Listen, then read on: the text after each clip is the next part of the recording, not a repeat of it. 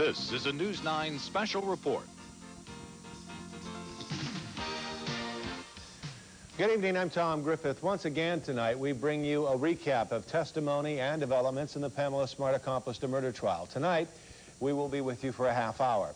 Derry Police Detective Daniel Pelletier took the stand this morning and told of his early conversations with some of the teens involved with Pamela Smart and how he eventually came to record conversations between Pamela Smart and Cecilia Pierce, which the state maintains implicates Pamela Smart as an accomplice to the crime. Later, we will hear some of those recorded conversations. But first, the testimony from Derry Detective Daniel Pelletier. And it was May 2nd at 2:30 in the morning or so. I went back to the residence where she was at her in-laws' house, William Smart's house. And who did you go back there with? Myself and Detective Barry Charowitz. And you say 2:30 in the morning. This is about an hour after you got the consent form signed? That's right. And why did you go back at this point? When we were originally there, several people that were in the house, including Pamela's mother and some of her friends, related to myself and Detective Charowitz that she wanted to talk to us. And she was wondering why we wouldn't talk to her right away, and she wanted to tell us some things that she thought might help us out. So when you went back there at 2:30, what happened? We went back and we met her there. She came down the stairs, and several of her friends also came up with her. And she was willing to talk to us. She wanted to come and talk to us. So we had her... I'm sorry, go ahead. We had her follow us to the Derry Police Station where there were less people, a more controlled environment where we could talk to her where it was more quiet. Now, how far is the Derry Police Station from Mrs. Smart's condominium? It's only a few miles. So what happens at the police department? We got to the police station and she came inside and we sat her down in an interview room, her, myself, and Detective Charowitz. Were any of her friends or family members present at this time? No, they didn't come into the interview room with us. And what did you do at that point? She started to tell us some things, and we got a little bit of background on what happened when she came home, what she saw when she came home. Can you tell the members of the jury what the defendant said she did when she came home that night? She said she arrived home and all the lights were off in the house. She parked her car, walked up to the door, put the key in the door, turned the key, and when she opened the door, when she pushed the door open, she said she noticed Greg's foot after turning on the light. She looked at Greg's foot, opened the door a little more, and noticed he was laying in the foyer, laying on his stomach with his face facing her. So she also noticed that there was a candlestick, and she thought it was by his head.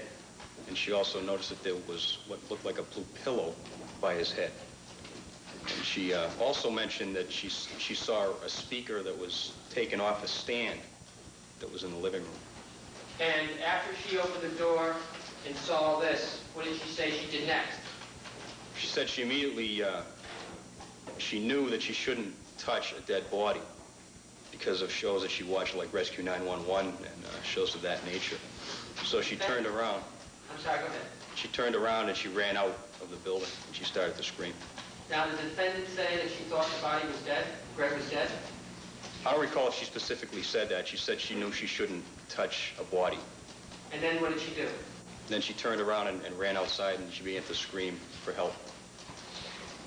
And did she say where she went screaming for help?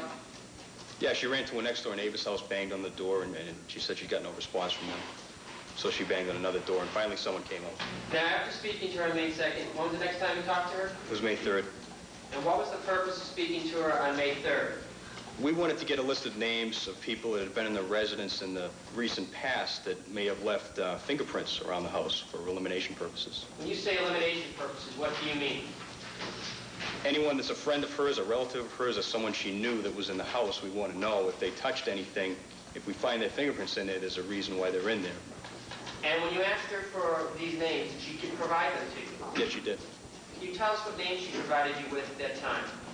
There were 9 names. I'd have to refer to the report to tell you all of the names. That would help you refresh your recollection? Go Yes. right ahead. Thomas and Heidi Perilla. Say it again. Thomas and Heidi Perilla. Christopher and Sonia Simon. William and Judy Smart. Yvonne Pellerin. Stephen Payment. And Richard LaFont. Was the name Cecilia Pierce mentioned at that time in any fashion? No, it wasn't. How about the name Bill Flynn? No, it was not. Now, how many detectives were working on this case with you? From the outset, there were 6 detectives originally assigned. And can you tell the members of the jury that after the first couple of days, or right after the homicide, what was Derry Police Department engaged in? What's the nature of police work at this point? Okay, from here, the thing we want to do is find out background information on everyone that was directly involved, and we work out from there. We took Pamela Smart and Gregory Smart and started doing background on them, and any names of friends that they gave us, we started doing background on them. How far did your leads take you? We got some tips and leads that brought us to New Jersey, some tips and leads that brought us to Massachusetts, and several in New Hampshire. Now, during the course of your investigation, did you ever speak with one Cecilia Pierce? Yes. And when was the first time you spoke with Cecilia Pierce? On May 17th, I contacted Cecilia Pierce by telephone. And why were you contacting Cecilia Pierce?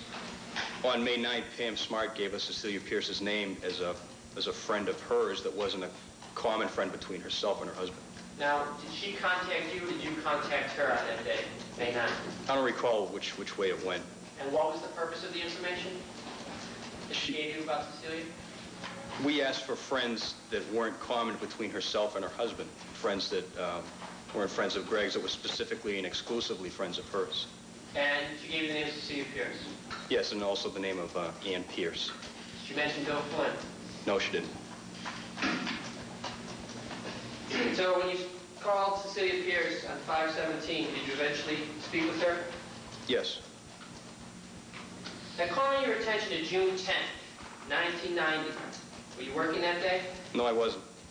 Did you have occasion to take any official police action on that day, even though you weren't working? Yes, I did. I was home again, and I got a call at about 4 o'clock in the afternoon, and that was from the dispatcher of the Derry Police Department, and that was to respond to the Seabrook Police Department for a lead in this case. Now, when you got to Seabrook Police Department, were there any other members of the Derry Police Department there? Yes, Detective Barry Charowitz, Detective Michael Surrett, and Captain Lauren Jackson. Now, is this a common occurrence in the Derry Police Department to be called in on a day off if something happens? Yes, but not in that number of detectives. Okay. So when you got to the Seabrook Police Department on June 10th, 1990, what happened? I met with Captain Jackson and Detective Charowitz, and Detective Charowitz had done some interviews of some people from that area that had come into the Seabrook Police Department. Specifically, do you know who Detective Charowitz had interviewed? Yes, he interviewed Vance Latimer Sr., and he interviewed Ralph Welch. And did you have occasion to review that interview of Ralph Welch? Yes, I did. And how did you review it?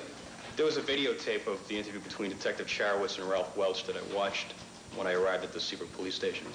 Now, after arriving at the police station, what did you do?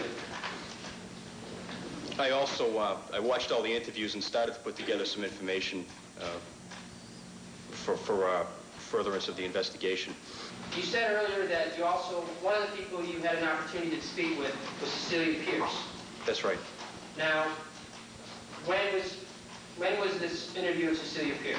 It was somewhere around 4 or 5 p.m. on June 11th. So this would be before the searches of the Latimer, before the arrest, is that That's correct? right, yes. And this would have been the second or first time that you spoke to Cecilia Pierce? I spoke with her once on the phone. Detective Charowitz talked to her once, and this would have been the second time I talked to her. Okay, and you spoke to her on the phone, I believe you stated May 17th, is that correct? That's right. Do you know when Detective Charowitz spoke with her? On May 21st. Were you part of that interview? No, I wasn't. On June 11th, how was it that Cecilia Pierce was contacted by the Derry Police Department? Did you contact her, or did she just happen to walk in? We contacted her to talk to her. And where would the interview take place? When she arrived, we brought her back to the detective's office at the Seabrook Police Department. And when you say when she arrived, who was with her when she arrived? I didn't see her arrive. When I went out to the hallway to meet her after learning that she was out there, I saw Pamela Smart, Cecilia Eaton, who's Cecilia Pierce's mother, and Cecilia Pierce in the hallway. Now, when you saw the defendant, she say anything to you? Yeah, she said, "What's going on?" Did you have any conversation with her? I told her I didn't want to talk to her at that point. And how did she appear to you? Excited, nervous. Just for background, on June 11th, did Cecilia Pierce give you any information or knowledge she had about the murder of Gregory Smart? No, she did not. She denied having any knowledge? Yes, she did. And do you know what her statement was to the police department on May 21st by Cherowitz, to Detective Cherowitz? Yeah, she was asked if she knew anything of this, and she said no. So that would be the second time she denied it to you on June 11th. That's right. How did the Derry Police Department react to that denial by Cecilia Pierce? Which denial? On June 11th. We told her that we didn't think she was telling the truth, and we knew she was hiding something. How did she react to that? She said she didn't know anything. She continually said that, and she appeared nervous, and she didn't want to talk to us anymore. She said she had something to do. Was she threatened in any way? No, she wasn't. Did Captain Jackson say anything to her? Yeah, he said if she continued her actions that she may be guilty of harboring or hindering an investigation. How did she react to that? She continually said she doesn't know anything. Was Mrs. Eaton present during that? Yes, she was. How did you first see Cecilia Pierce on June 14th? When I received the phone call to respond to the Derry Police Department, I arrived there at around 11 o'clock in the evening. Where were you at that time? I was at home. Does that happen to you a lot in this case? Yeah, it did.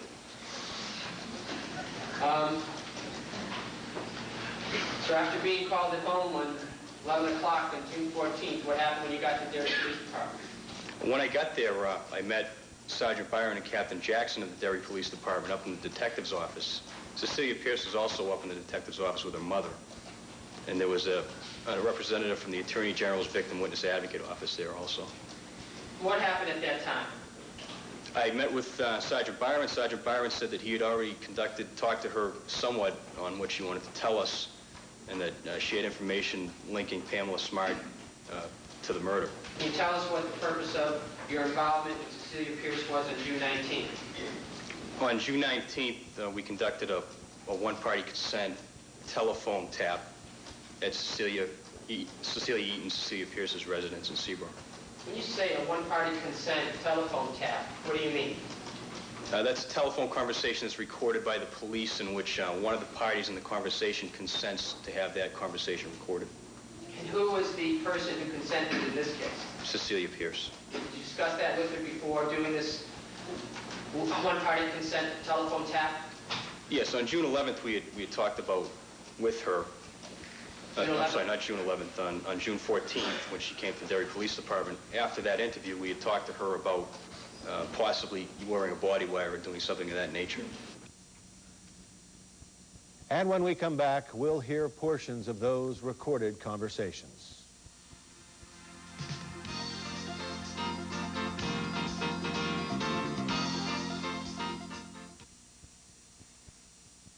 Welcome back. 4 tape recordings were heard in court today. 2 recorded with consent over the telephone between Cecilia Pierce and Pamela Smart, and 2 through a body wire planted on Cecilia Pierce by police investigators with her consent.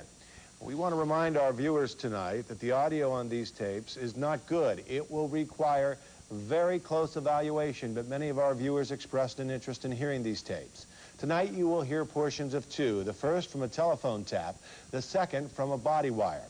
All these tapes are uncensored tonight. The language that he used may offend some of our viewers. All the recordings occurred after the death of Gregory Smart. The jurors were given transcripts of the conversations because of the audio difficulty.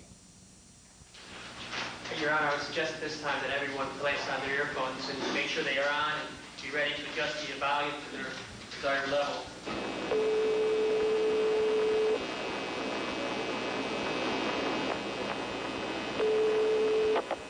Good afternoon. It is, sir. Pamela? Calling. Yes, Cecilia. Okay. Yeah, hold on.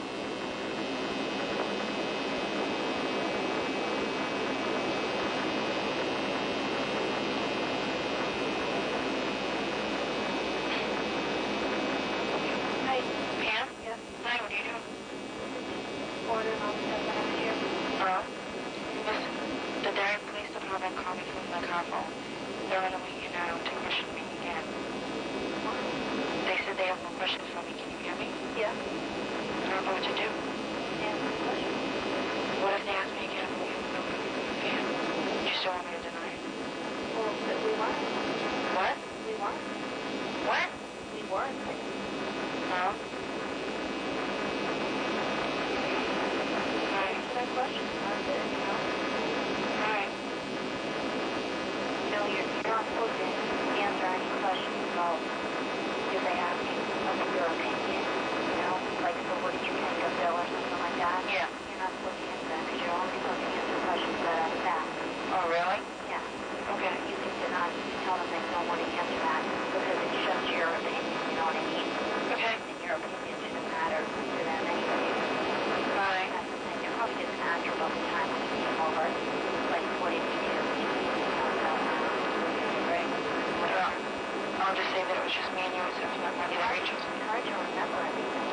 I know. You know, and I don't know, if they ask you what kind of things we do, then we made this video and, you know, and what did we do? Nothing. One, you know, we eat dinner at like after or something, you know what I mean? There's nothing to be stressed about.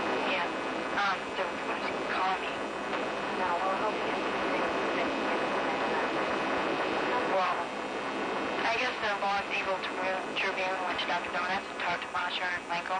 And Masha gave him my phone number. And yeah, and she's telling him how the kids are such druggies and all stuff like that. That's nice. I'm like, Well, see, that's just her opinion, though, you know what I mean? yeah, And you can't worry about everybody's opinions and all that. yeah. And Bill Spencer called today and he wanted the video and I told him that the superintendent has it. Is your mom there? No, she's not. See, that's not really tell you if I answer any questions. What? If they make you feel uncomfortable, Yeah. you know, you don't want to answer any more questions about your mom. Right. Okay? Yeah. Like if they try and pressure you like they did before. Yeah. Coming over, you know? Yeah. Which one? Yeah. That they did? Yeah. Well, I can't really hear you. What are you saying? Like I said, do you know who's coming over? Public here or whatever? Yeah. That's who called. Yeah. Well, if they, you know, if they make you feel uncomfortable, you tell them you don't want to answer any more questions. They want to. Okay. They'll have to come back. Ralph's out because I saw him on the street yesterday. What do you say? I just rode by him. But I guess he's going around telling everybody all sorts of stuff. Like what? Like that he paid the guys $1,000. Not a piece though. Remember I said that to you? Yeah. That's what I had heard. But I guess he's telling people that you paid him $1,000 to split. I didn't pay anybody anything. That's so clear. I didn't do that.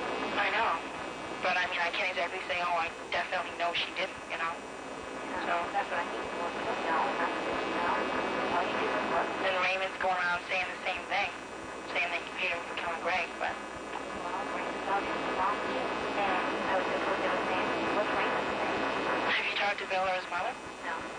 No, you didn't call him? Do you think he's telling anything about us? No? No. No. As far as Bill's mom said, he wasn't going to say anything. And even if he does, even if they tell you that Bill said that you did this and all that, Yeah. you just say that you did, then that's it, you know? And they're going to tell you that, you know? Well, they'll probably just ask me the same questions like before. Right. Like, the only question that they really asked about you was if they asked me if I thought that you knew anything about it before it happened, and I lied naturally and said no. Yeah. Well, that's it. If they ask me if I know anything about it before it happened, right? You don't. Right. Why would you know anything about it? I know, but listen, if they find out that I lied for you, am I going to be charged You're with... not going to be lying for who? You just lie about anything. You don't know anything. What the hell is the problem? Okay. That's it, you know? All right. You all right? I'd rather know the truth, you know? And I'm just like, there's nothing I can do. But I guess because people keep thinking I'm getting arrested, and maybe people will think... I've been told 5 times already that you were arrested. So am I. My work was told to say that I was arrested. But obviously I'm not, you know? The police haven't even questioned me. I'm waiting upstairs with the secretary, you know how she never says anything to me. I told her, she's like, hi, how are you? How's the weather? I'm like, Jesus Christ, you shut up. I'm just like...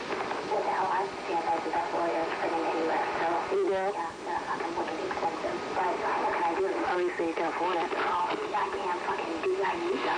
Yeah. But right now, they don't have to do anything unless I'm arrested. And if I get arrested, then they have to do shit. But if I get arrested, the only way I would ever confess to the affair would be if they had a note from Sarah. Do you know where that note went? No, I could have found Bill, but he looked it up. So looked it up? Yeah. But I don't know that Sarah probably came forward and said she found a note, and they told you to try and get you to confess. But that's okay. That's hearsay. Yeah. And it wasn't signed by Pam, because when Sarah found it, Bill told me that she wanted to try and get the truth out from that girl, Pam, and try and go to her. Oh, so she was just guessing that was from you? Yeah. So she probably won't go forward. Well, even if she obviously has. She did? No, I guess. Well, listen to this. The Attorney General called my mother, and I have to meet with him tomorrow. You do? Yeah. The Attorney General, Bill... Ryan. Yeah, that's it. But... I don't know, but my mother's making me go. And they did mention the note. They mentioned that they had a note from you. Again? To Bill. They mentioned it? Yeah. I didn't know what to do. That's why I came over here, because I told my mother I was coming to get the video. You do have my video, right? No. You don't have it? Where did it go? The police took it. The police took it? Yeah. All of them? Well, I have one at my house, but I don't know why.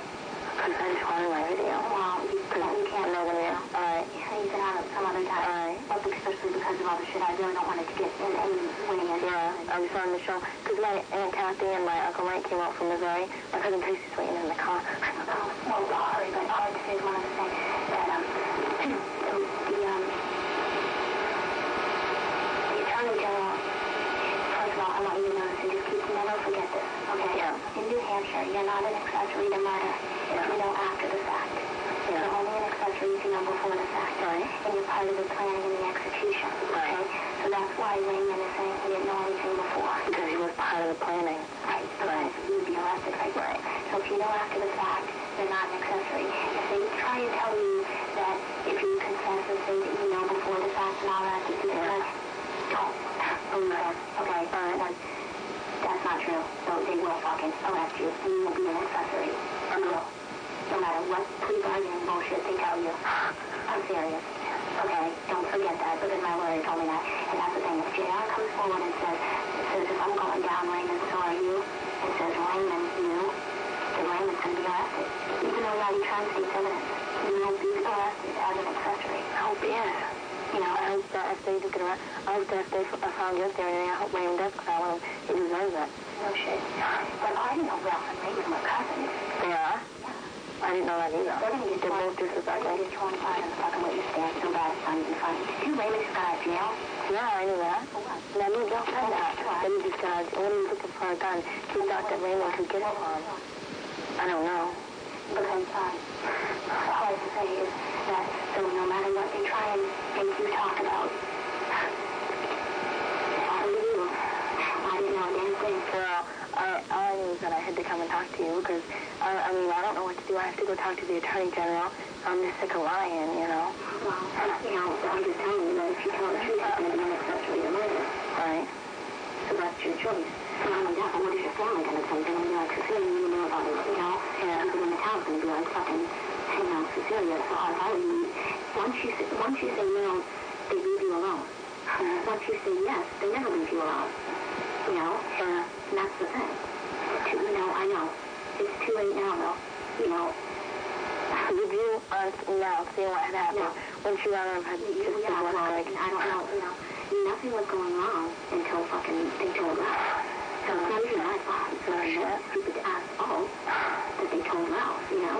I can't believe that they told now they're in jail, and like every time I hear Motley Crue, I think I'm Bill. Yeah, so do I. Tell me about it. How can you go out clubbing? I don't go out clubbing. What the hell? I went out fucking once because everyone's trying to get me to go out. Fucking unemployed. I haven't done that goddamn thing. I sit fucking home and I'm like totally like I don't know what to do. You know what I mean? I feel like shit.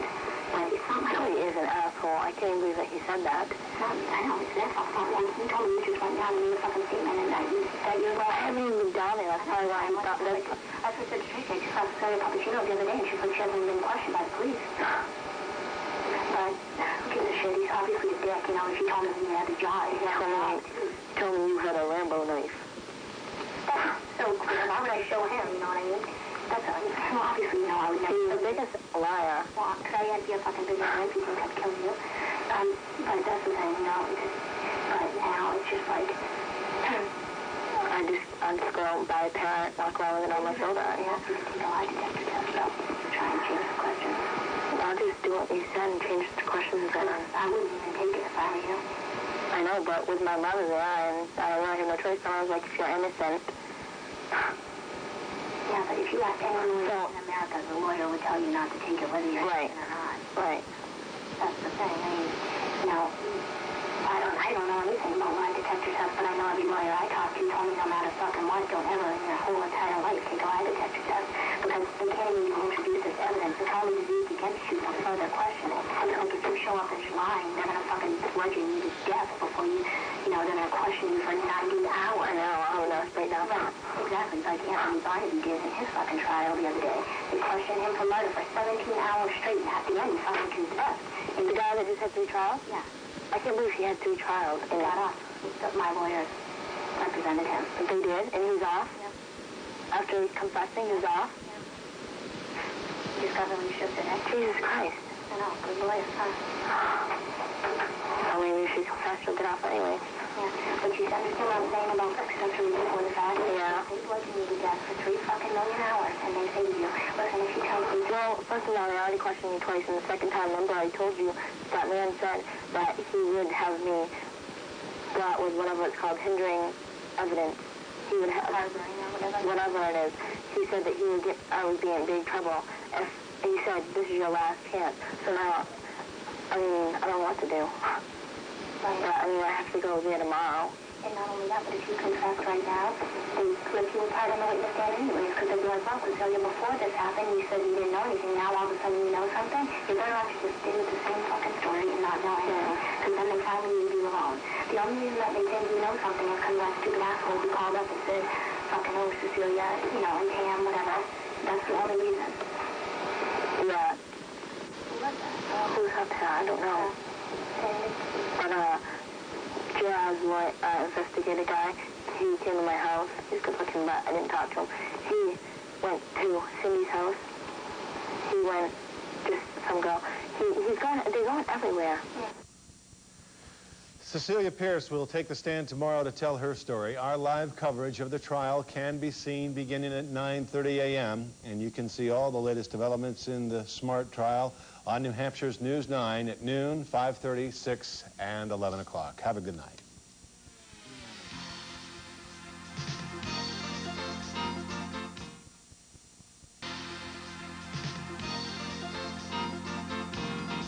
This is a News 9 special report. Good evening, I'm Tom Griffith, and tonight our final recap for this week in the Pamela Smart accomplice to murder trial.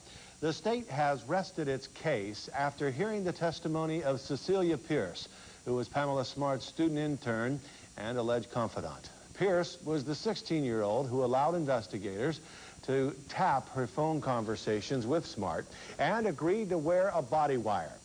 We begin tonight with the state's questioning of Cecilia Pierce. Do you swear the testimony you're about to give will be the truth, the whole truth, and nothing but the truth to help you God? Yes, I do.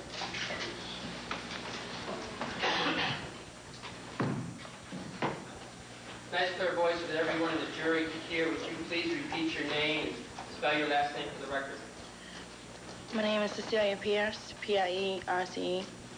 Cecilia, I'm going to ask you to try and speak into the microphone so that we'll all be able to hear you, okay? Yes, Cecilia, how old are you? 16, What's your date of birth? May 24th, 1974. Where do you live? 74 Folly Mill Road. Now, did there ever come a time when you noticed a change in the relationship between Bill Flynn and Pamela Smart? Yes, When was that? February. Can you tell us what happened at that time? Pam told me that she loved Bill. When Pam told you this, where were you? In a room adjoining our office. Can you tell us what happened at that time? I laughed. Before you laughed, were you sitting down? Were you standing? Was there other people in the room? What was going on? She sat me down, told me. I can't hear you. She sat me down in a chair. And what'd she say to you? She said, I think I'm in love with Bill. And what did you say to that? I laughed. It was Why'd you ridiculous. laugh? It was ridiculous. Why was it ridiculous? Because she was married. She was 22. And what did she do when you laughed? She just kept telling me over and over again, I'm serious. So what happened after that? About a week later, she told Bill. Did you have any part in talking to Bill about this? I told Bill Pam wanted to see him. And when you say about a week later she told Bill, how do you know it was a week later? I'm not positive. That's when she told me that she told him about a week later. Okay, well, from the time that she told you until the time she told you she told him, did you have any conversations with the defendant in between those two times? Yes. Sorry? Yes. Okay, what were those conversations? Just I'd go to work and I'd ask her if she had told him and she'd say no, not yet. Did she say why she was hesitating?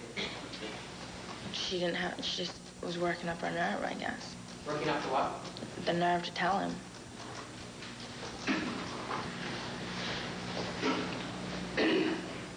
What happened? Well, I'm sorry, you said it was about a week later that she told him? Yes. How do you know she told him? She told me. Sorry? She told me. What did she say to you at that time? I just went over one day and said, did you tell him? And she said yes, and she said that she had a choice either to kill Greg or get a divorce. Now, is this the first time she ever said anything to you about a choice between killing Greg or divorce? Yes.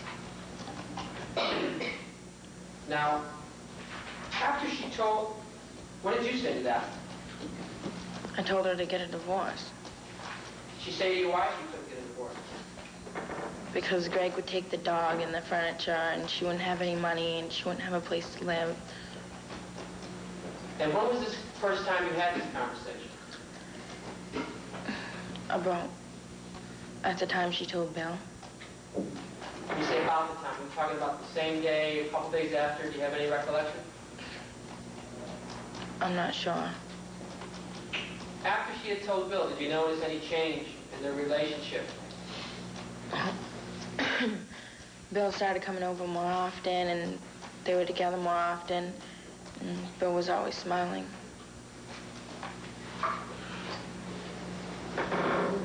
Now, when she said she could either divorce or kill Greg, think she was serious?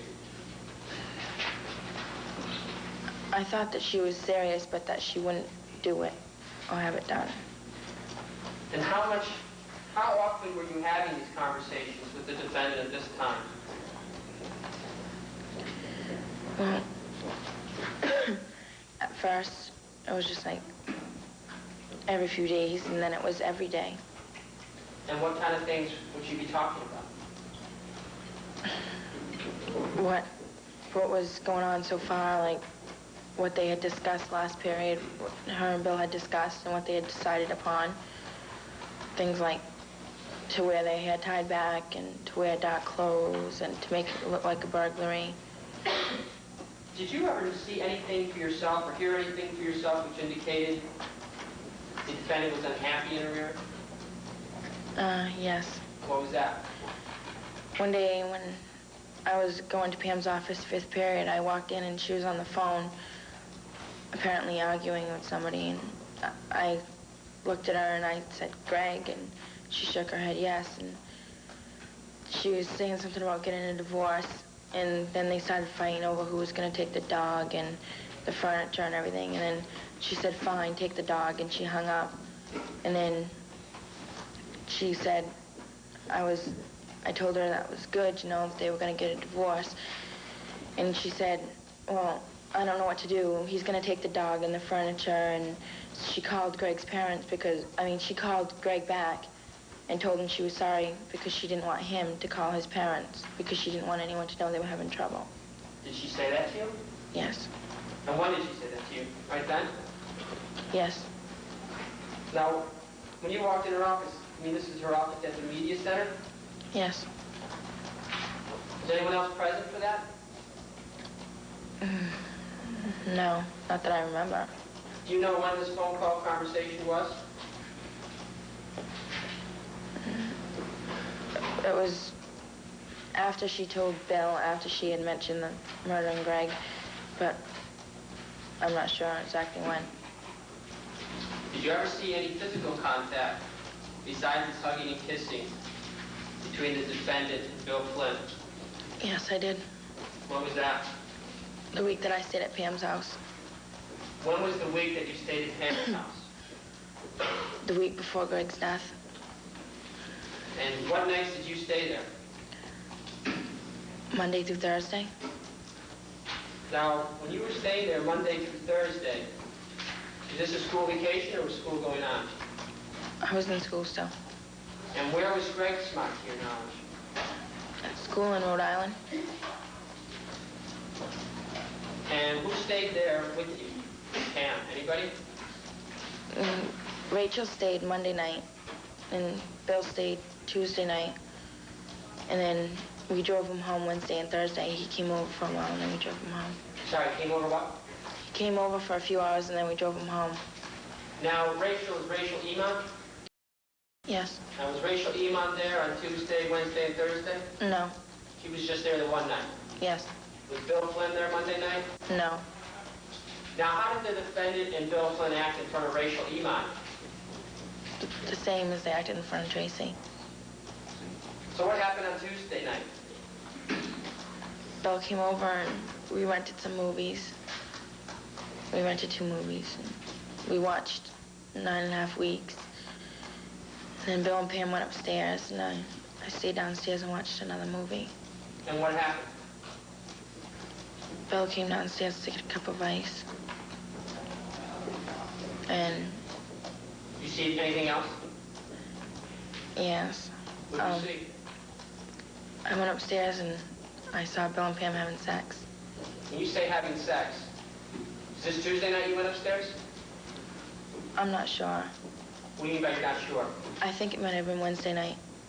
So this is another night that Bill was there. Right. Tell us what you mean when you say you went upstairs. Why did you go upstairs? Because they had been up there for hours. The movie was over. I had watched parts of another, and I was just getting bored. And so I was walking up the stairs, and I yelled, well, you know, I hope you guys are done. And I went upstairs, and they weren't. What did you see? Pam and Bill naked. And where were they? On the floor. In what room? In Greg's bedroom. And what kind of position were they in? Pam was on top of Bill.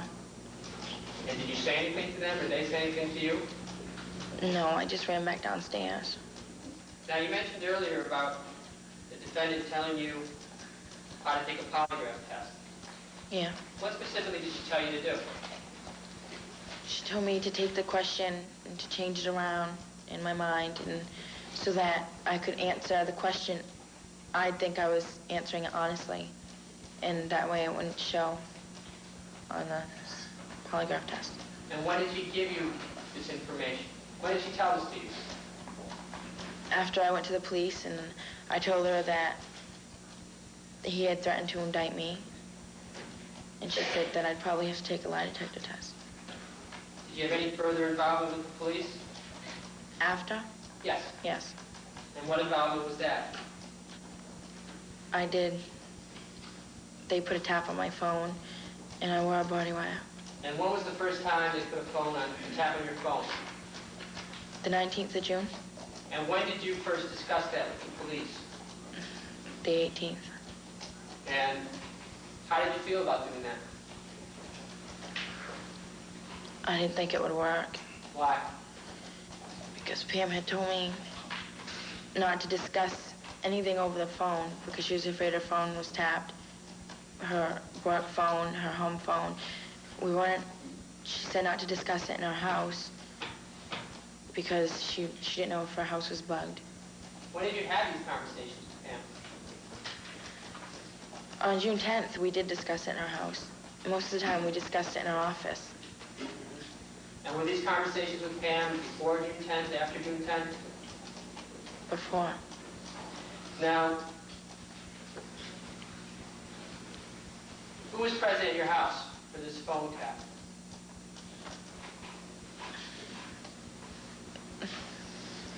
Captain Jackson, Detective Palatia, my mother, me, and I don't remember if there was anyone else. And how many phone calls were made? Do you recall? I called Pam, and then she called me back, and then I'm pretty sure I called her again.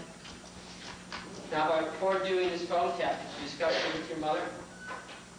Yes? Discuss it with the police? Yes? And what, if anything, did they tell you to say or try and say over the phone? Anything? Just things to try to get her to talk about it. How did they give you information about what to say? They wrote it on a slip of paper. And do you know, after that day, whether or not you had any other involvement with the police? Yes, I did. And when was that? July 12th. Now, between June 19th and July 12th, do you have any conversations or discussions with the defendant? If she called my house and I answered the phone, I had to talk to her, and they weren't lengthy discussions, so. And she'd visit me at work. When you say he visited you at work, where was work? Papagino's. And how often did you see the defendant between June 19th and July 12th? Probably once or twice. Is that usual? No. And what happened on July 12th?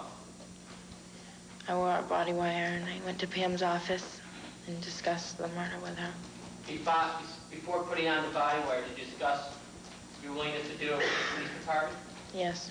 Discuss it with your mother? Yes. Are you willing to do it? Yes. And when we come back, the defense begins its cross-examination of Cecilia Pierce.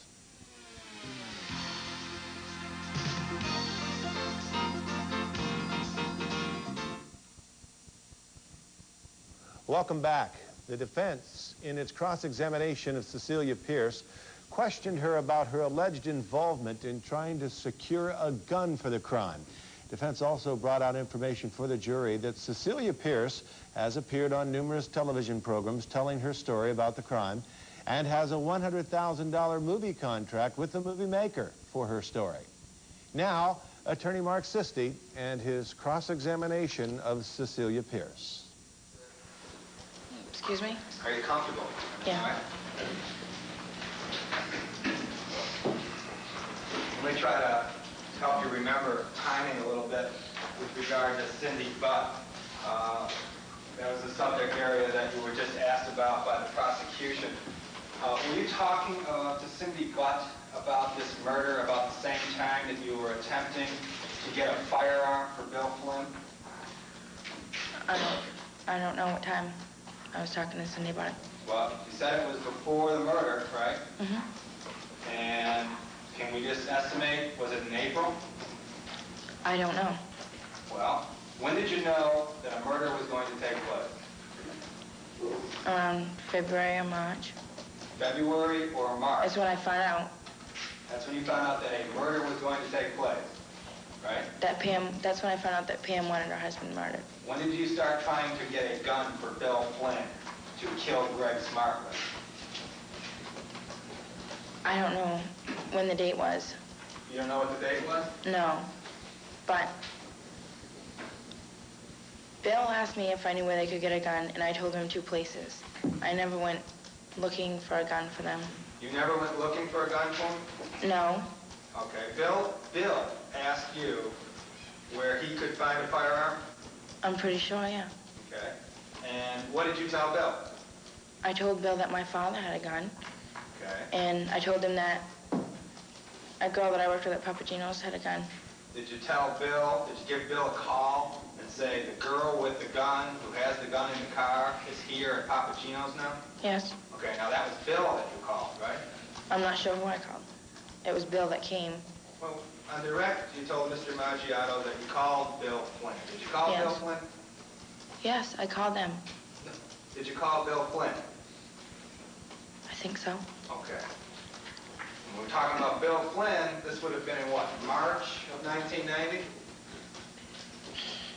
I'm not sure. Okay, but this is Bill Flynn. He's just an acquaintance of yours? He's a friend of mine. He's a friend of you? Yes. All right. Was he as close a friend as, let's say, Pam Smart?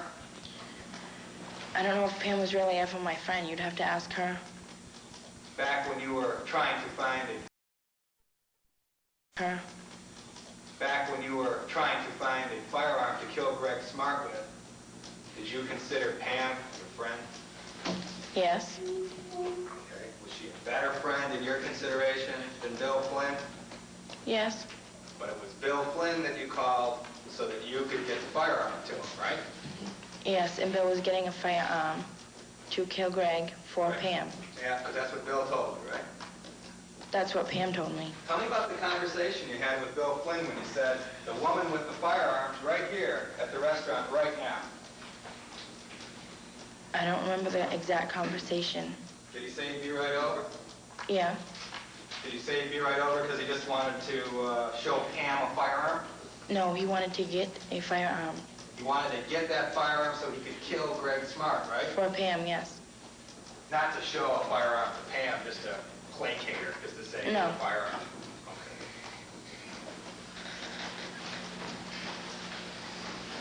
And then that didn't work because apparently Bill goes through the car, right? Yes. And he doesn't find the firearm. No. Now, who is this person anyhow that you're setting up for this theft?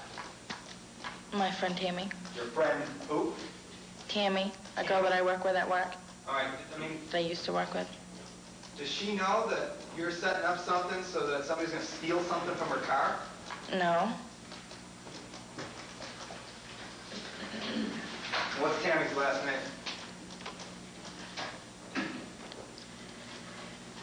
I think it was Robertson, but she got married, and I'm not sure what her last name is now.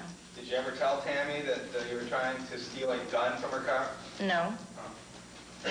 Did you know where Tammy lived back then when you were trying to have Bill steal a gun from her car? Yes. And did you tell Bill where Tammy's car would be parked that evening? It was parked to Papagino's. Did you discuss with Bill where Tammy lived? I don't remember. You don't remember? No. Did you discuss with Bill that if you really needed a firearm, that you think that your father had a firearm? Yes. What kind of firearm did your father have? A shotgun. Shotgun? Was Bill interested in that? No. He didn't want a shotgun? Not that I know Sorry? of. He didn't want a shotgun. Did he tell you why? No. But he wasn't interested? He never asked any questions about it or anything, no. All right, but you gave him that information, right? Yeah. How did Bill get over to Papagino's to steal the firearm, do you know? I don't know. Did you ever find out? No. But you knew that the firearm was to be stolen and utilized for the express purpose of killing Greg Smart. I didn't think that they were going to kill Greg, whether they had a gun or not. All right. Let's go through some timing, all right? Was this attempted theft of the firearm before this so-called first attempt to kill Greg Smart? No. It was after this so-called first attempt to kill Greg Smart? I'm not sure when it was. You don't know whether it was in March or April or February? It was probably like in April. Probably like in April? That's what I said. Okay. Do you know if it would be within 2.5 weeks of Greg's actual murder? It could have been. Could have been? I'm not sure. You're not sure. Well, I mean, was it during a time that you testified to the jury about that you didn't want to know anything about killing Greg Smart? No. No. Was it like within a few days of that 2-week period? I don't know. Was it within a month? I said, I'm not sure. I mean, do you really have no recollection of this? I have no idea what day it was or what the date was. I don't know. Isn't that kind of a big thing, though? Somebody saying, can you get me a gun so I can kill somebody? Yeah, and I remember doing that. I remember that conversation. I don't remember when it was.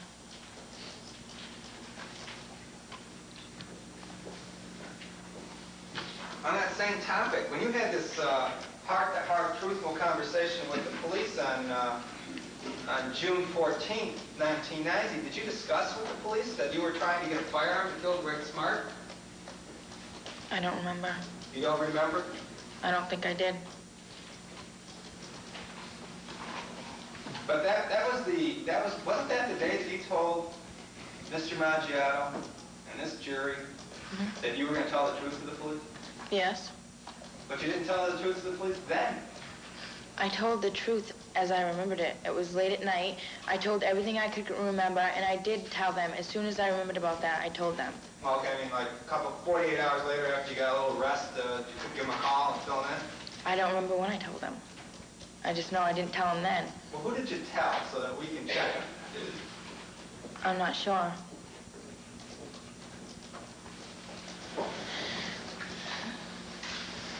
Now, the Attorney General's office obviously knows about this attempt to supply a firearm for a murder, right? Yes. How long have they known about it? I'm not sure. You're not sure? No. Couple of weeks? I'm not sure. Well, how about this? 2 months? Was it before Christmas that they knew? I don't know. You have no idea? No. You know, was it somebody from the Attorney General's office, the Derry Police Department, or the Seabrook Police Department that you would have discussed this with? It was either the Attorney General's office or the Derry Police Department. I wouldn't discuss it with the Seabrook Police Department. Would it have been in Derry, New Hampshire? Would it have been at your home? Or would it have been in Concord where the Attorney General's office is located? I don't know. You don't know? You know, we didn't get to depose you, but an attorney did get to depose you in this case, didn't she? Yes. And didn't that attorney ask you at a deposition your knowledge about whether or not the boys were trying to procure firearms? I think so. Did you tell that attorney under oath whether or not you were involved in an attempt to procure a firearm for Bill Flynn? I don't remember. You don't remember? No. Do you know when that deposition was taken? I'm not sure.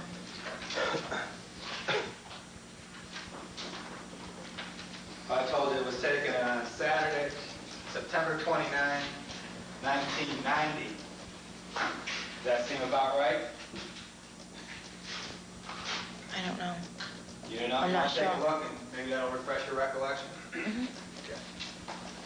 Got it. Judge, we'll stipulate that. Okay. Why don't you take a look?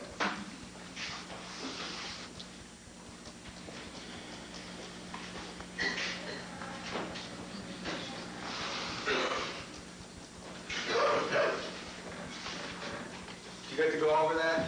See that thing? Yeah. Okay, that's a deposition, right? Yes. Did you get to review this before? Yes. And you've reviewed it for mistakes and so forth? For what? Mistakes. Oh, yeah. Yeah, no, I think you did anyways. Because... Yes, I did. All right. And then you signed a piece of paper to correct any mistakes on the deposition? Yes. I'm going to give you all the time you need. 59 pages here. And I want you to be as accurate as you can be. And you can review it yourself. And you can point out to the jury where you told that attorney that you were involved in attempting to procure a firearm to kill Greg Smart. Objection, Your Honor. The witness never said she told that attorney. She said she doesn't know. If you need that to refresh your recollection, it's in front of you. I don't think When the state's objection is sustained, the jury takes recollection of what the witness said on the witness stand. Right. Would that deposition aid you in refreshing your recollection as to whether or not you told that attorney about attempting to procure a firearm for Bill Flynn to kill Greg Smart? I don't know. What page does it say? What page does she ask me on? Would that deposition I don't aid think I told her. I don't know.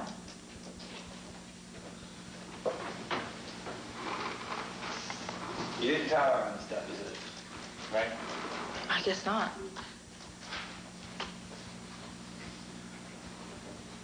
When you sat down with hard copy and current affair the other one? Once Upon a Time Productions. I haven't told them anything. You haven't told them anything? I've just signed a contract with them. You just signed a contract with them? Yes. Let me go back, okay? Okay. Did you tell Current Affair anything? Yeah. Did you tell them about what you knew? Yeah. Yeah. Did you tell the folks at Current Affair about trying to get a gun for Bill Flynn to kill Greg Smart? No. Did you talk to the folks at Hard Copy? Yes.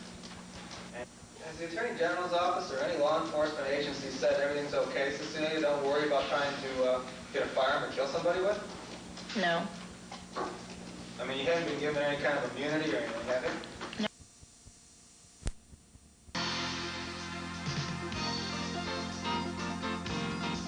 This is a News 9 special report. Good evening, New Hampshire. I'm Tom Griffith. Tonight, our recap of testimony in the Pamela Smart accomplice to murder trial in Exeter. We will be with you for 1 hour tonight. As the defense began to tell its side of the story today, Pamela Smart, the accused, took the stand to outline her relationship with her husband, with Bill Flynn, and her recollection of the events on the day of the murder. We begin with her testimony this morning. Swear the testimony you're about to give today will be the truth, the whole truth, and nothing but the truth. So help you God. I do. What's that, city? State your full name, please. Pamela Ann Smart. Were you born with the name Smart? No, I was not. How did you get the name Smart? I was married in May of 1989 to Greg Smart. Why did you marry Greg Smart? Because I loved him. I wanted to spend the rest of my life with him. Could you keep your voice up? I didn't hear the last part of that.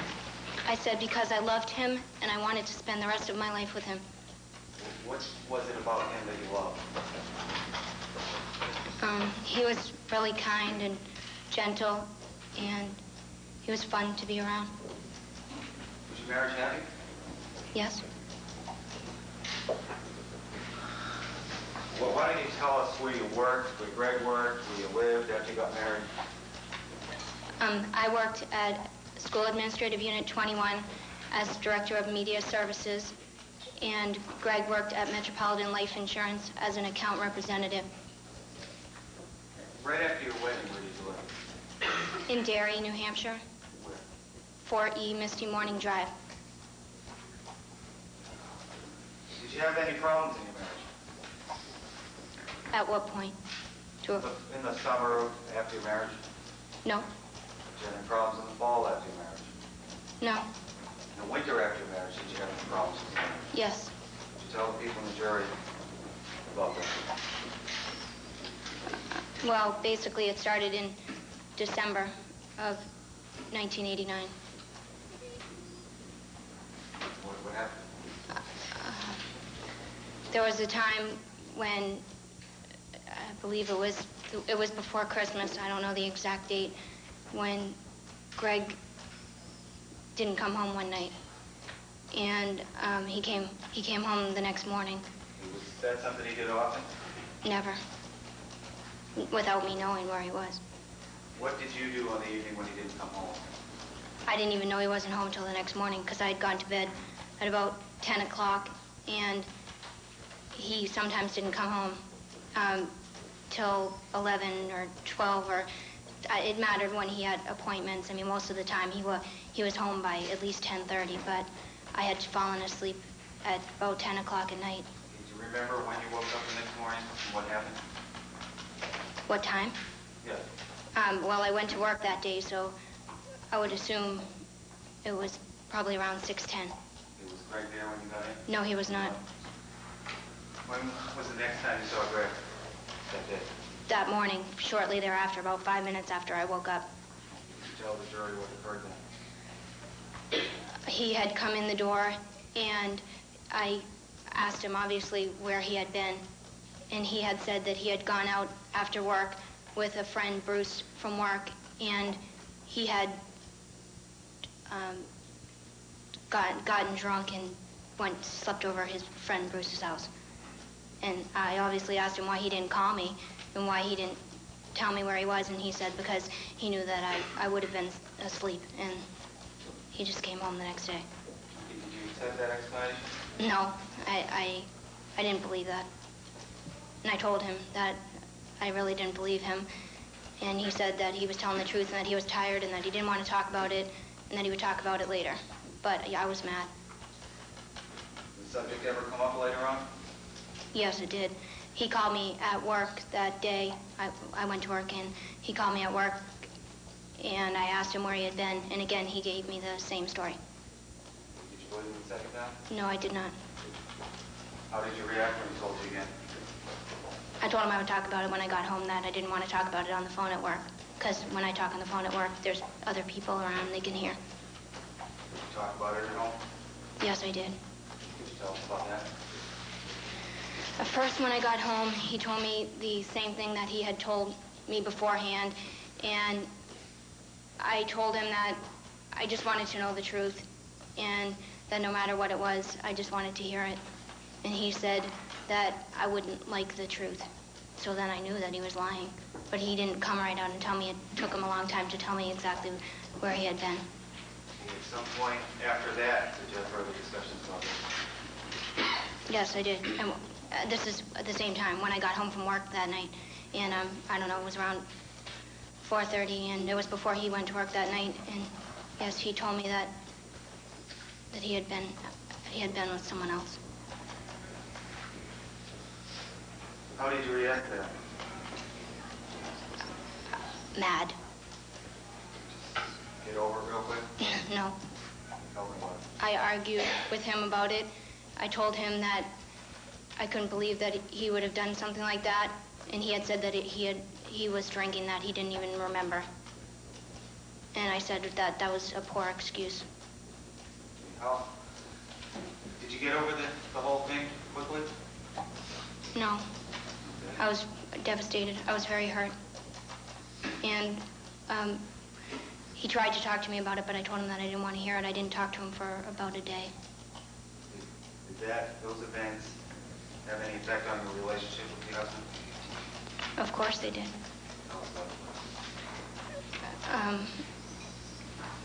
They had an effect on how I felt about myself.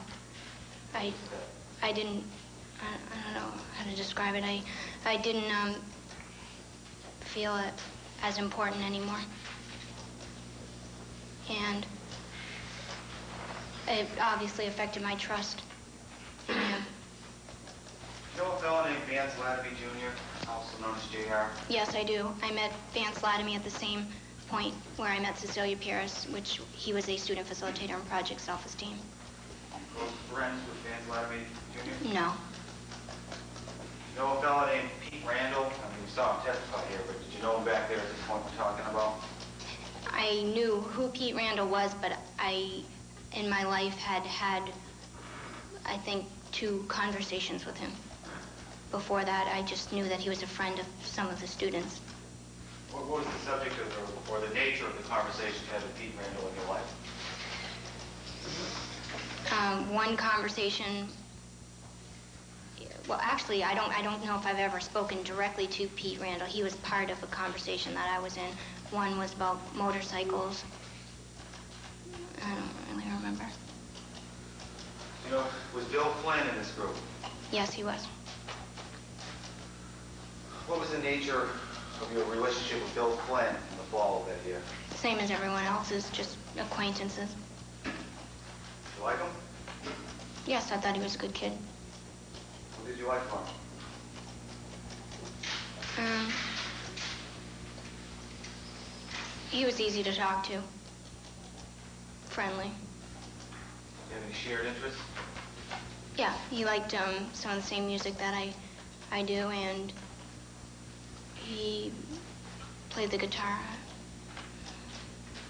Did you ever get involved in any special projects with any of the kids at the school? Yes, I did. There came a time when I received a flyer in the mail about an orange juice commercial for the Florida Department of Citrus was putting on, and I had it in my office at one point when Cecilia Pierce was in there working with me, and she saw it on my desk and asked me what it was, and I explained it to her, and she said that she thought it was neat, and I asked her if she'd be interested in doing it and if she knew any students who would want to do it also.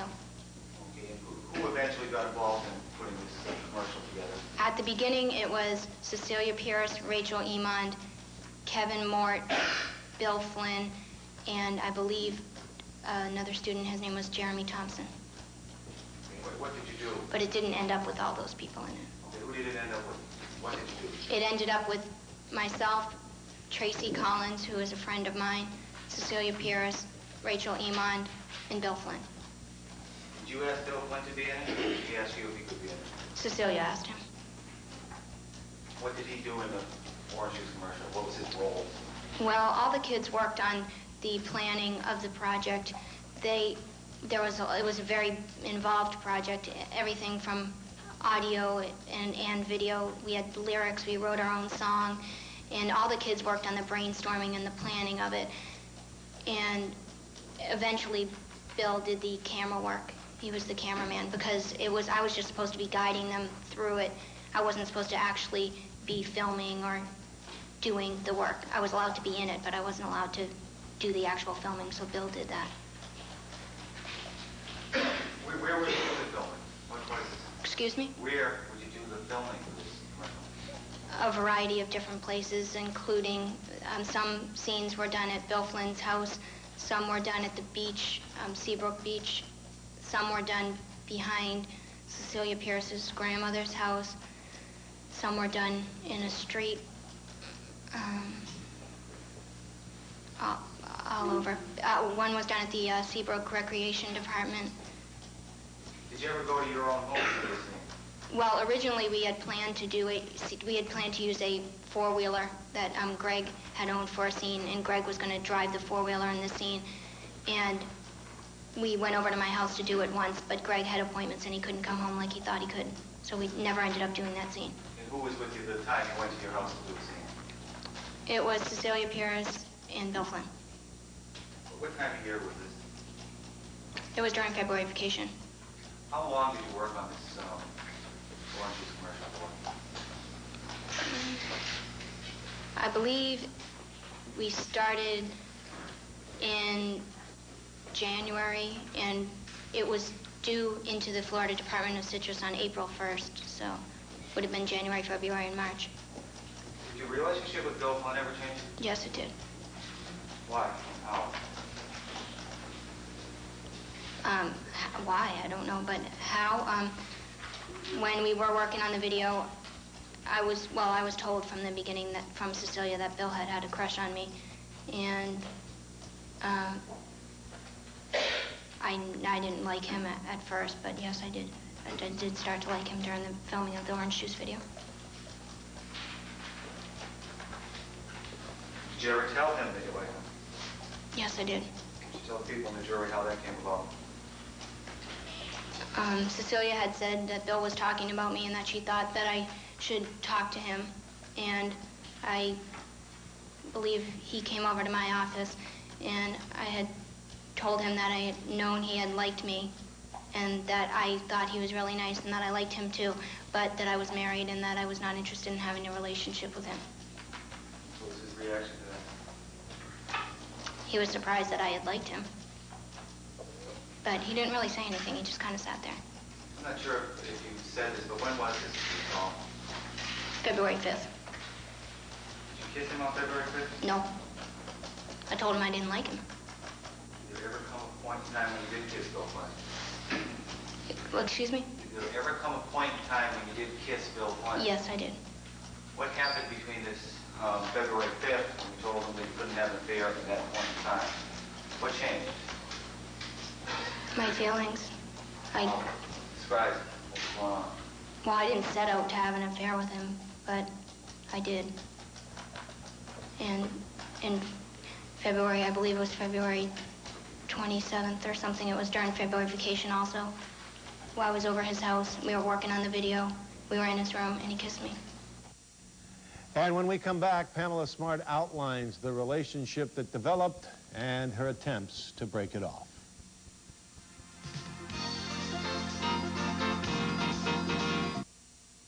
Welcome back. Pamela Smart, before attorneys for the defense, outlined the relationship that evolved between her and Bill Flynn prior to the murder and told of her attempts to break the relationship off. She also detailed her whereabouts surrounding the May Day that Seabrook teen William Flynn walked into her house and put a trigger to Gregory Smart's head. I really didn't want to have an affair, and I was trying to fight my feelings. Were you successful? Up until March 24th. What happened on March 24th? Bill came over my house, my condo in Derry. Was anyone with him? What was going on? Why that day? Because Greg was gone to Atlantic City. Okay, I didn't hear you. Where was he gone? Atlantic City? Bill just happened to come over there, or was it planned? No, it was planned. Okay, tell us about it. The planning of it? Yeah. How did it happen to come over? I said I was going to be by myself. Cecilia wanted to sleep over, and Bill asked if he could come. When Bill Flynn asked if he could come over to your house and your husband's gone, do you think it's the same as Cecilia asking to come over and sleep over? No. What's going through your mind? I'm not sure I understand the question. Okay, your husband's gone, and Cecilia's going to come over to sleep over to give you company. Then Bill Flynn asks if he can come over, okay? Can I come over? I'm Bill Flynn. Can I come over? What's your reaction? What's going on? Yes, I wanted him to come over. Did you expect that when he was over, you would have sex with him? Yes. Did you have sex with him when he came over? Yes. Did you watch that movie 9.5 Weeks? Yes. Make love to him? Yes. Did you do the thing with the ice cubes? No. I think he's having a problem remembering where reality began and the movie stopped. Judge, motion to strike. Instruct the witness. Mr. Grant, the jury will disregard that statement. After you became sexually intimate with Bill Flynn, the night you told us about, 9.5 weeks, how often did you see him? I usually saw him at school every day. How often would you see him outside of a normal conference? Well, usually on Saturdays, we would work on the orange juice video. So I would see him then. And sometimes after school, but not always, because we did the video with Cecilia also, and she was working at the time, so she wasn't able to do it every single day. What were your feelings about having him here? I had mixed emotions about it. I was, I didn't feel too good about myself. You said mixed. Well, I liked Bill, but I also loved Greg. How strong was your life for Bill Flynn at its peak? I loved him at one point. Did you ever stop loving Greg during this affair? No, never. How did that make you feel? To all two people. Confused. What did you think about yourself? Not very highly. Did you ever tell your husband about this? Yes, I did. When did that occur? The Friday before he was murdered. Let's go back a little bit, Dave. You told us about the night you rented the 9.5 weeks cave. They loved Billy Flynn. What happens between that point in time, I think you said March 24th and May 1st? Sometime late March, May 1st. Well, there was still a relationship going on then. And I just realized that obviously I couldn't have two relationships at once, and that it was going to have to be one or the other. And I wanted to be with Greg. Did you ever make any attempts to break off with Billy? With Bill? Bill. Yes, numerous attempts. Even before March 24th. Okay. Well, tell us about the ones before March 24th. Well, I told you that beforehand I didn't want to even have a relationship with him. And then when I did, I told him that I didn't think it was right and that it was wrong and that I wanted to be with Greg, and he kept saying, why didn't I just get a divorce? And I said, because I love Greg. And he would ask me how I could love two people at once. Okay. Let me ask you a question. Why didn't you just get a divorce? Because I didn't want a divorce.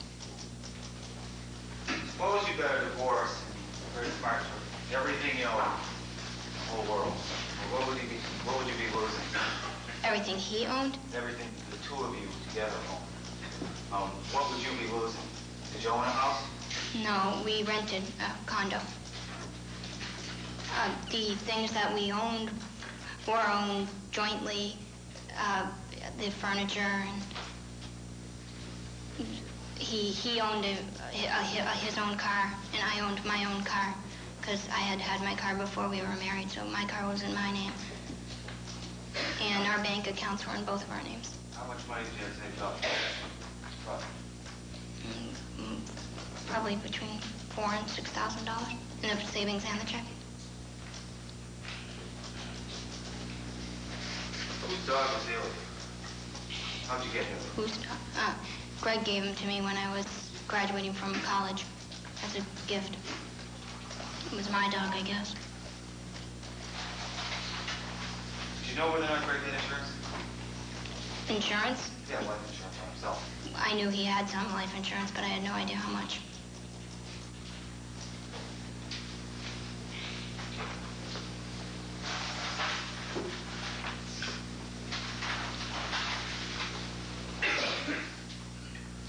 What was Billy Flynn's reactions on the times when you tell him the things you told us earlier about being wrong and wanting to have you break it off? He told me that he was going to kill himself. What tone of voice? That's what I mean by reactions. He would usually cry. Cry easily? Did he cry easily? Well, did he cry often? Often? No, not often. Probably, I've seen him cry probably 4 times. I asked you this earlier, but again, how many times was Bill Flynn at your house, ever? In Derry? Yeah. 3. Okay. The first was when? When he came to film the orange juice commercial. Second was? March 24th. Okay, is that 9.5 weeks? Yeah. When's the third time? I don't remember the exact date. The last Tuesday in April. Okay, what was that week? Was there anything special about that week? Yes, I had said already that Greg was at a career school in Rhode Island. How long was Billy there? What happened? 1 day, 1 night. You spent the night? Yep. What did you do that night? That night? Right. Ate dinner, watched movies. Who cooked? Who cooked? Yeah. I did. Who did the dishes? He did. Who cleaned up afterwards? He did. Did you do any other chores around the house? Did he? Yeah. He took out the trash. Where do you take the trash? There's a receptacle or trash bin in the back of the condo, and he took it out there. Down cellar, we keep, well, first of all, we have a little small trash can in the kitchen, and then, like, every time that's full, we bring that downstairs in leave it in big green bags at the bottom of the cellar stairs, and when there's about 4 or 5 bags, someone will take them out, and that's what he did. To take them out, you just go down and sell and get them, bring them out to this trash receptacle, right? Exactly. And how do you get from the down cellar to the outside trash receptacle? You go through the bulkhead. I've never done it myself personally. Greg always did that. Did you use the bulkhead yourself or anything? On one occasion, I did. What was that for? For my dance studio had a garage sale, and I believe the summer before that, and I had taken some of the stuff home and I brought it back through the bulkhead.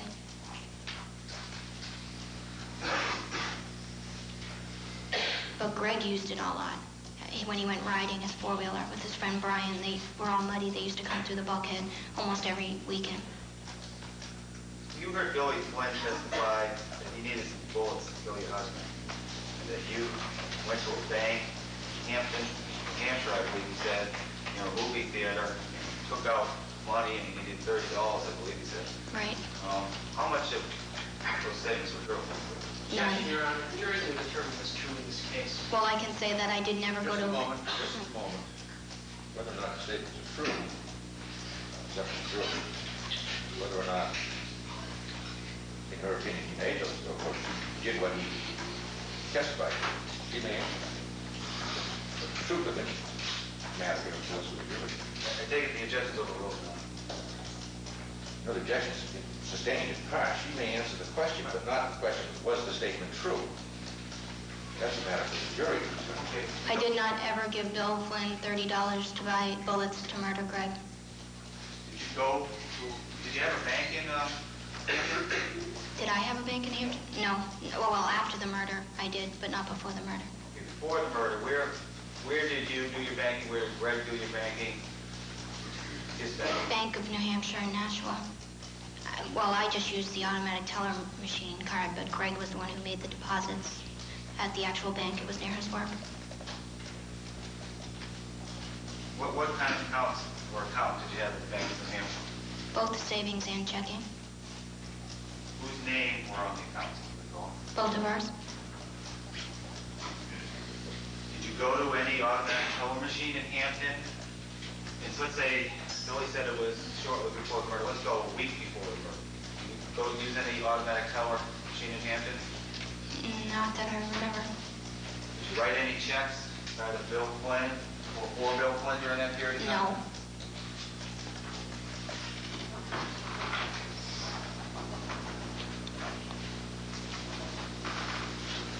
I want to ask you about May 1st last year.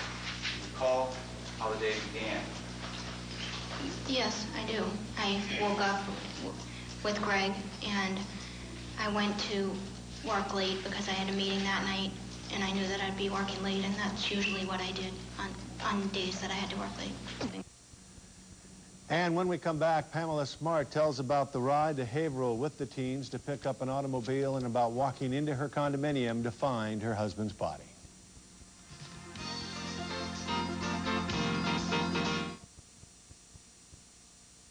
Welcome back. On the day of the murder, Pamela Smart testified that she did, in fact, receive 2 calls from Bill Flynn. He was looking for a ride to Haverhill, Massachusetts, so that Vance Latomy could pick up his grandmother's car. In her testimony, under questioning by the defense, there was no testimony by Smart that she knew the car would be used to take her husband's life. Did you go to Haverhill, get there? Yes, we did. What happened in Haverhill? J.R. got his grandmother's car, and he and Pete drove back in the grandmother's car, and I drove back with Bill, and I was driving. What did you do with Bill as you drove back? I dropped him off at J.R.'s house. Did you see or talk to Bill, Pete, or J.R. again that day? No. I went back to work. What did you do at work? Did you see anybody with anybody at work? I was working on the computer because I was doing a catalog, and at about, I believe, 7:10, 7:15, Cecilia Pierce came into the office with Michael Welch, her friend. I don't really know him, but I know he's a friend of Cecilia's. And how long did they stay? About 3 minutes. Then I went to the meeting. It started at 7:30, I believe. Why did you go to that meeting? Because there was 3 things on the agenda that pertained directly to my employment. One being my salary, one being the reconstruction of the media center, and another being a possibility of me teaching a course over at Winnicott the following school year. What role were you planning on playing at the meeting? None, really, just to listen and gather information. I was very concerned about the fact that the media center was supposedly undergoing renovations that would make the elimination of materials almost absolute, and I was concerned about what materials would have to be eliminated and what effect that would have on the schools. So I just went to listen, basically, and if anybody had any questions, I figured as the director of the media center, I would be able to answer them. Brent, can we take a recess? Why don't we continue for another 15 minutes? That's right for lunch.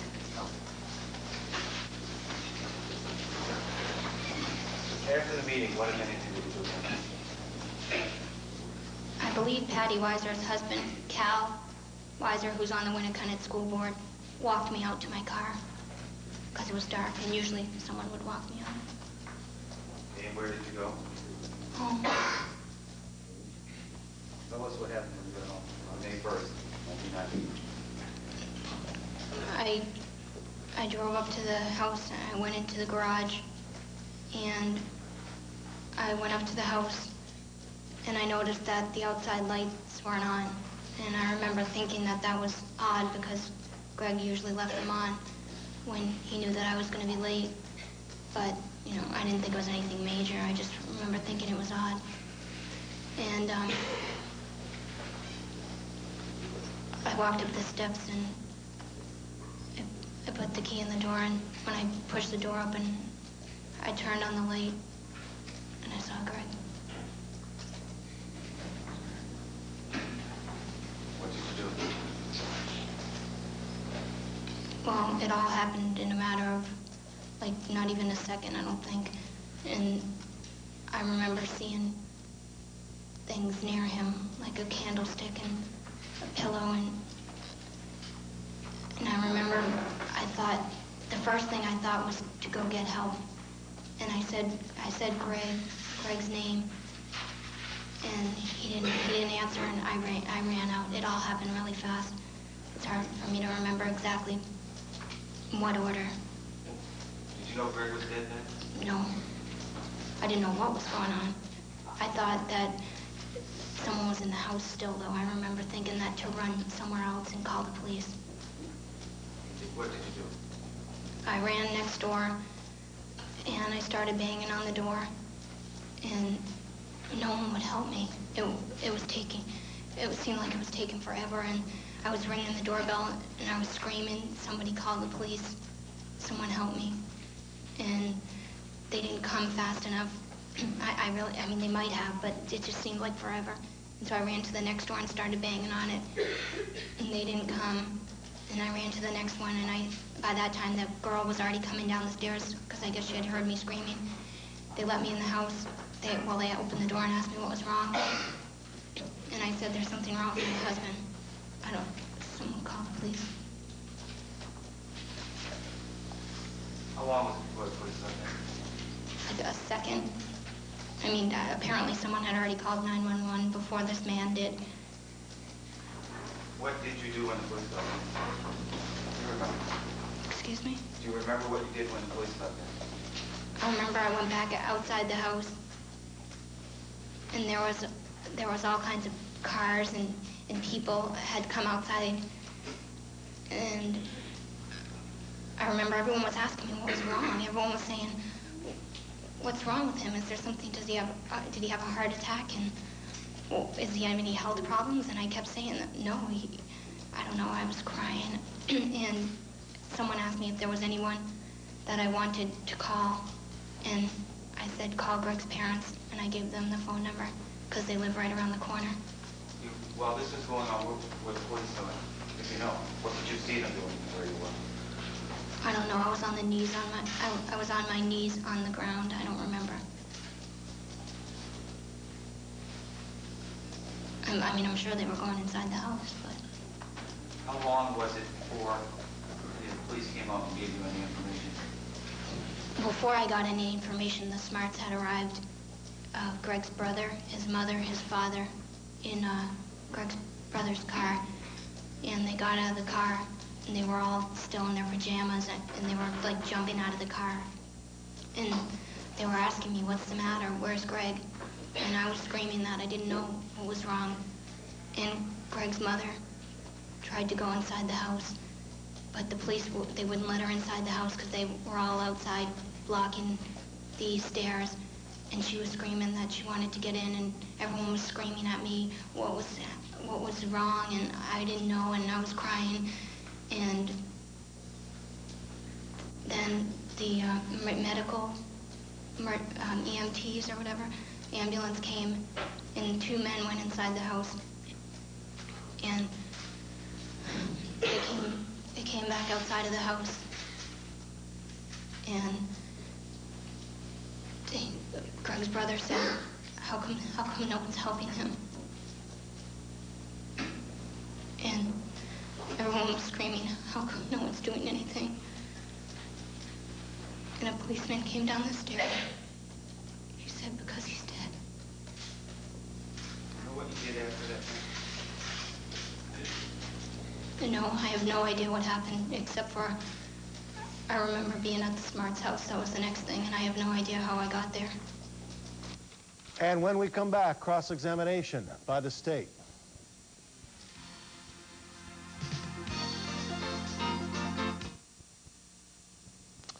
Welcome back. The prosecution cross-examined Pamela Smart beginning just after 2 o'clock this afternoon.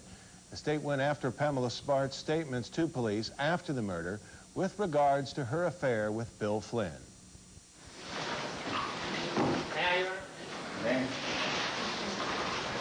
Finding out what happened to your husband in the summer of 1990 was not all you cared about, was it? It was my main concern. Yeah, what was your other concern? What do you mean, every concern I have had, or? No, I mean the concern about your affair. Wasn't it your concern in the summer of 1990 that the affair not become known? Yes. And you didn't tell anyone in the summer of 1990, right? Except for Cecilia Pierce. Except for Cecilia Pierce. And so, a moment ago in direct examination, you said when you heard Bill Flynn was arrested, you say, oh my God, they heard about the affair, they arrested the wrong person. Of course, you went right to the police to straighten that out, didn't you?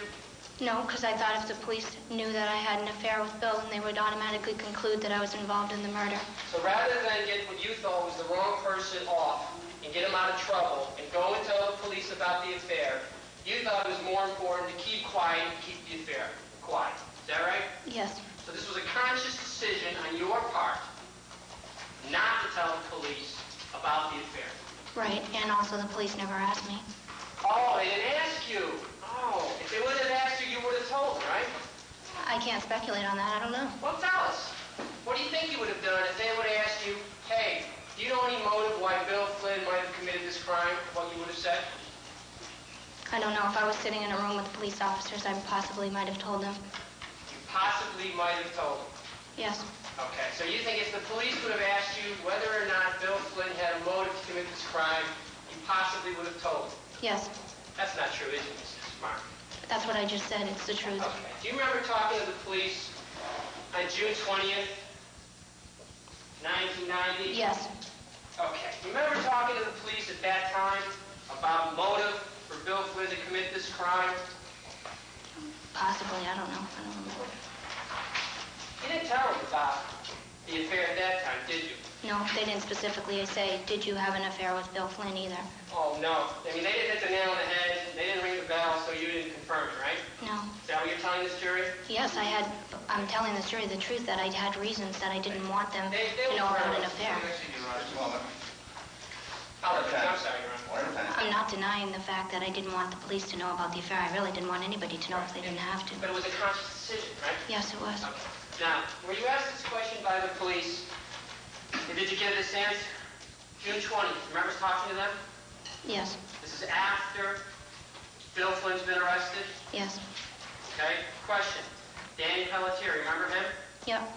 That's one of the things we need, though. Why you? Why your house? You know, we want to certify these kids, and we have a crime, and we have all these kids. We have the motive. I mean, this is the motive of burglary?